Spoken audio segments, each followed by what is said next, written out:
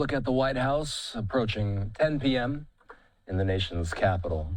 Axios with this. They say that the U.S. and Russia are closing in on a deal to continue to observe their nuclear arms reduction treaty that expires today.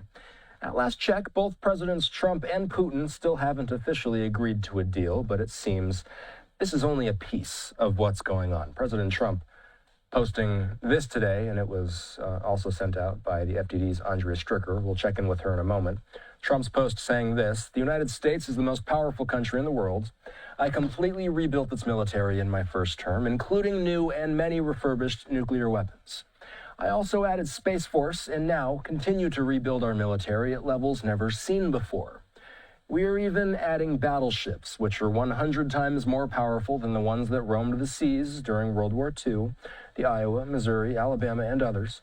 I have stopped nuclear wars from breaking out across the world between Pakistan and India, Iran and Israel, and Russia and Ukraine. The house lights are dimming on the old world order, and if you listen closely to the hum of the Beltway tonight, you can hear the sound of pens hovering over paper and the frantic whispers of the gatekeepers who realize the clock just hit midnight. The headlines from Axios are telling you one thing, that we're on the verge of a last-minute handshake between Washington and Moscow to keep the nuclear lights on. But the part people always whisper about is that this isn't a diplomatic breakthrough. It's a hostage negotiation, where the hostages are 8 billion people and the ransom is a total redesign of global power. They want you to believe that Presidents Trump and Putin are just finalizing the details of the New START extension, but what the official records won't show you is the frantic back-channeling happening in secure rooms, where the real question isn't about warheads, it's about who owns the next 50 years. Is this a genuine move to save the species, or just a play for the ultimate clout? Convenient timing, wouldn't you say? The treaty expires today, not next week, not next month, today. They've had years to move the needle, yet they wait until the very last second to create this high-stakes piece of political theater. It's a calculated move to ensure that whatever deal emerges is beyond public scrutiny, because the alternative is supposedly the end of the world. Who is cashing out here? Follow the optics. Both leaders get to play the strongman savior, while the actual substance of the agreement remains a black box.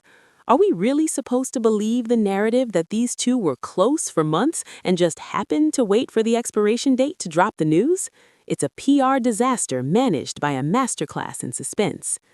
But let's peel back that first layer and look at the man sitting across the table.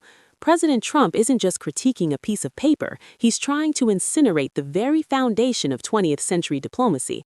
He's calling New START badly negotiated and grossly violated, but what the official records won't show you is that he's not just looking for a better deal, he's looking for a total reset of the military-industrial complex. Frame it this way: if the old deal is bad, it justifies a blank check for a new one. The part that the Whisper Network focuses on is that calling a treaty grossly violated is the ultimate get-out-of-jail-free card. It allows for the total modernization of the nuclear triad under the guise of keeping up. Who benefits when the old rules are tossed in the trash? The defense contractors are already salivating. This isn't just rhetoric, it's a market signal. By branding the existing framework as a failure, he clears the path for a multi-trillion-dollar upgrade. Is this a genuine concern for national security, or is it a calculated play to dismantle the legacy of his predecessors and replace it with a Trump-branded security state? It's a rhetorical skepticism that bridges the gap between the peace of the past and the profits of the future. And that brings us to the hardware. The claim is that the U.S. military has been completely rebuilt, expanded nuclear capabilities, the birth of the Space Force, and the return of the battleship. But look at the money trail logic here. Why battleships? Why now? In an era of hypersonic missiles and cyber warfare, the sudden push for massive, far more powerful battleships feels less like a strategic necessity and more like a play for visual dominance. It's about the optics of power. The Space Force isn't just about satellites, it's the ultimate high ground for the next century's resource wars. The part people always whisper about is that these aren't just weapons, they're economic engines. Every new hull in the water and every new sensor in orbit represents a massive transfer of public wealth into private hands. Are we really supposed to believe that more battleships are what's standing between us and a nuclear winter? Or is this about a genuine move to outspin the competition until they simply cannot afford to exist? It's a calculated move to turn the U.S. military into a tech-heavy, impenetrable wall. But the question remains, who is holding the keys to the vault? Then there are the claims of preventing nuclear wars that the history books haven't even written yet. Pakistan and India? Iran and Israel? Russia and Ukraine? The official line is that one man's intervention kept the missiles in their silos, but what the Whisper Network is asking is what was the price of that silence? We see the surface level, the all-clear signal, but we don't see the backroom handshakes or the insurance money paid out in the form of trade concessions or intelligence sharing. Is it possible to prevent a war that hasn't happened, or is this just the ultimate speculative framing to ensure a permanent hero narrative?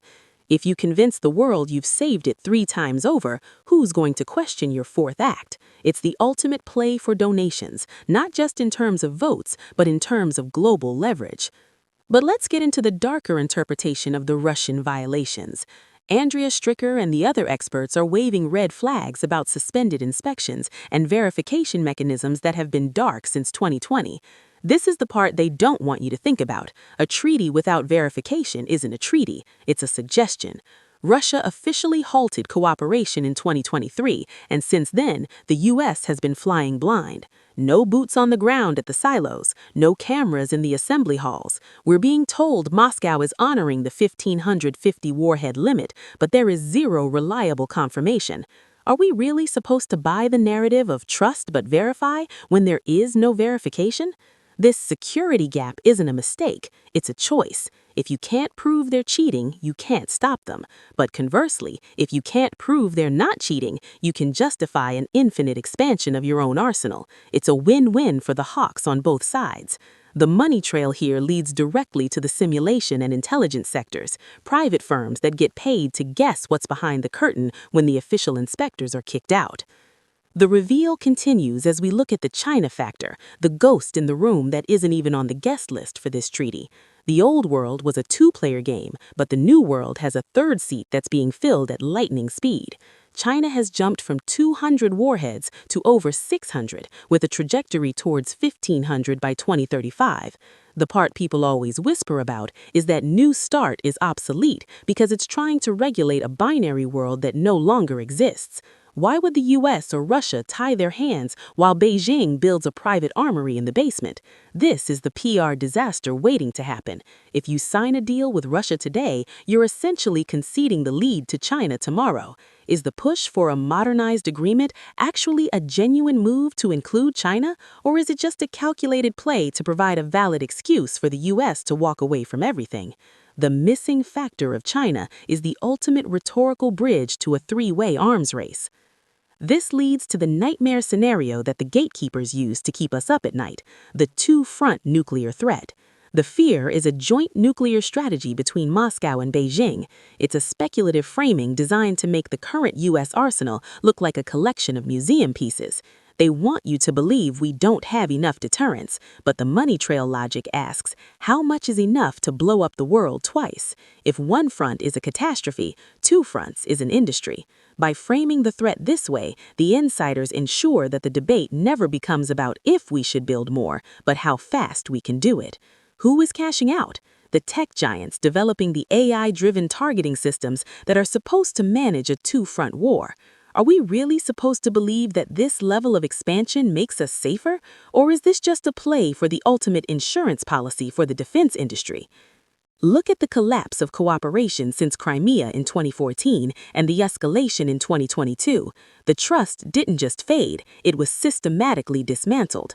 The official reason is geopolitical aggression, but the Whisper Network story is about the end of the global cop era. The inspections ended because the statecraft changed from engagement to isolation.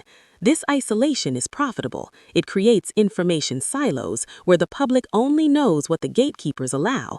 Without inspections, the treaty is just a ghost haunting a graveyard of 20th century ideals.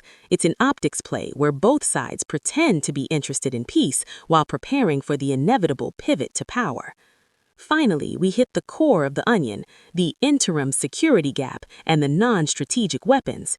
This is the part that should keep you awake. While the world argues over 1,550 strategic warheads, there are 2,000 non-strategic or tactical nukes on the Russian side compared to about 200 on the U.S. side. That's a 10-to-1 ratio that the official records usually bury in the fine print. Why the massive gap? Because tactical nukes are the usable ones, the ones that don't necessarily end the world, but definitely end a city.